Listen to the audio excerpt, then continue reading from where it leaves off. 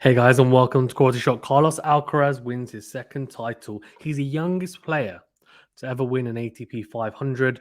And you might be thinking, well, hold on. What about the Boris Beckers and everyone else, etc., who actually won Grand Slams at 17? Yes, that's true, but we're talking about specifically ATP 500s, not a general tournament. And he won it at 18 years of age, of course, turning 19 in May. Carlos Alcaraz is going from strength to strength. He bulked up, obviously, in that Australian Open. You could see put on a bit of muscle mass and strength, and was pretty impressive in that tournament, just losing out to Berrettini, who made the semi-finals of the tournament, and he lost in a tiebreaker as well, in a championship tiebreaker. So pushed Berrettini all the way.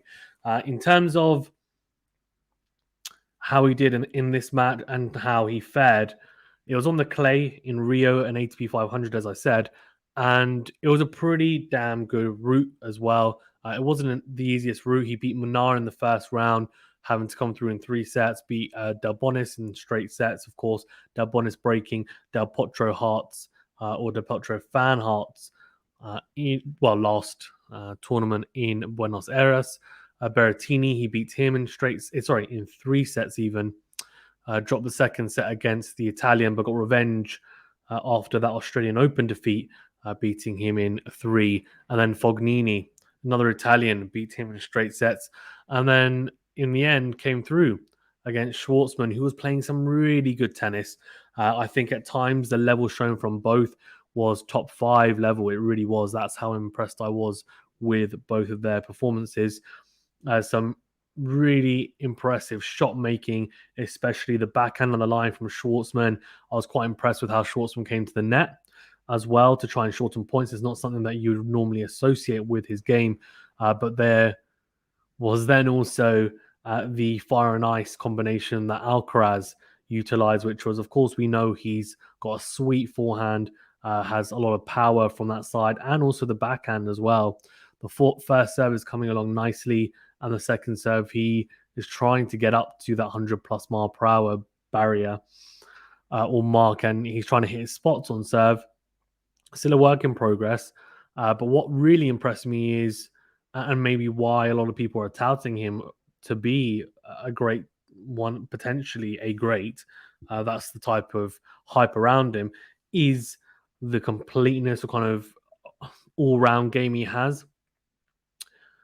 Seemingly a game that will be able to translate well onto all surfaces. And he showed that with, as I said, he's got great shot making, as we know. The service coming along, but the drop shots, some phenomenal drop shots on clay as well, where, let's be honest, is probably the hardest surface to play drop shots, but can be effective given that on clay, people do stand a lot further back because the ball bounces higher with more topspin on the ball. And, that ends up meaning that people do take the ball on further behind the baseline. He utilized it really well against someone who's probably one of the best movers on tour in Schwartzman. He's so good across the court.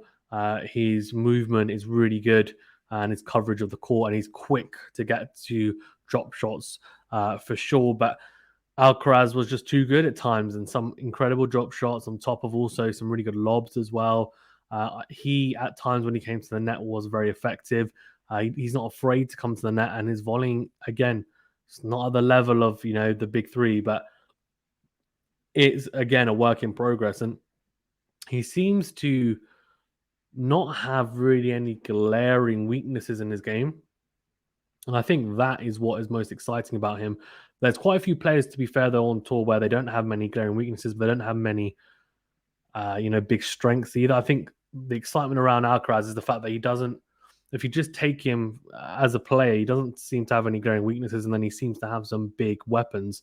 The forehand, the backhand is not a weakness and can actually be a strength for the most part.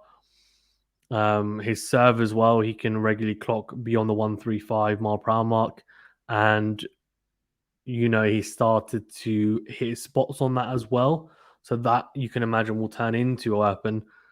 His returning is much improved as well, and it's something that I think is also a big plus. And then his touch in and around the net, drop shots, volleys, etc., is definitely something that you can tell is, I don't want to say it's natural, but he's definitely got natural ability and a base to work from. So that's what's really exciting. But his second title win, I guess, kind of a little bit of a first step. If you win that, then you are kind of rightly so one of the next big deals or big things. And Sinner won it the year before, if I'm not mistaken. It's almost like a rites of passage almost, and he's got through that. He's now won an ATP 500, which is really impressive. Let's see what he can do. It's going to be extremely interesting for me anyway, in how he pans out. I just think, there's a lot riding on how the rest of the season goes. I'm very much excited in seeing how it all goes as well, to be honest with you. But yeah, we'll see. Of course, he's going to be playing the Mexican Open as well, if I'm not mistaken, which will be really exciting to see. And there's some really big names in the Mexican Open, or Acapulco, which will be really, really good to see. I cannot wait for it, to be fair. It will be an exciting tournament. And yeah, I mean, it's going to be good from my point of view to potentially cover as well. Thanks very much, guys, for tuning in. That's all I want to touch upon, really. I don't want to talk too much about Alcaraz and get too invested in it, because I think it's a very, very long road ahead. But he's doing really well so far. Thank you very much, guys, for tuning in. Please do remember to smash the like button and subscribe to the channel. Please do remember, of course, to follow us and also check out our Spotify, Apple Podcasts, and Google Podcasts channels as well. Or podcast platforms. Do follow us on there as well. All the longer videos, 15 minutes plus, all on there for you to listen to as well. Stay safe and well. We'll see you on the next video. Thank you very much.